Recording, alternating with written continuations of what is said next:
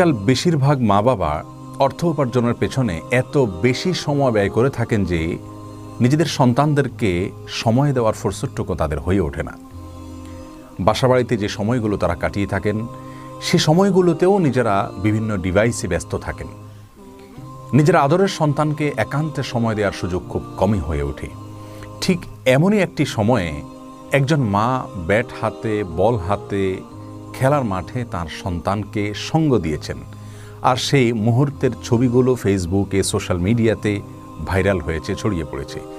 বেশিরভাগ মানুষ সে মুহূর্তগুলোকে অ্যাপ্রিসিয়েট করলেও কিছু মানুষ সেগুলো সমালোচনাও করছে। বিশেষ করে বোরকা পরিহিত একজন মা কেন খেলতে আসবেন, ব্যাট হাতে নেবেন, বল হাতে নেবেন, আর সন্তানের সঙ্গে খেলায় সঙ্গ দিলেও তিনি বোরকা পরে কেন দিবেন, এ নিয়ে সমালোচনা করছেন কিছু কিছু মানুষ।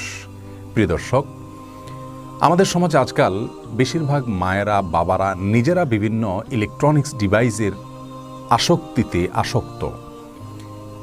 সন্তানদের হাতেও তারা বিভিন্ন রকমের ইলেকট্রনিক ডিভাইস তুলে দিচ্ছেন, ভিডিও গেমস ইত্যাদি তাদের হাতে তুলে দিচ্ছেন।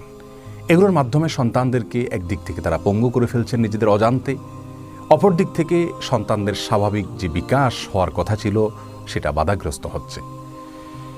অনেক মা বাবা তাদের সন্তানকে বাইরে অন্য ছেলে মেয়েদের সাথে খেলতে দিচ্ছেন,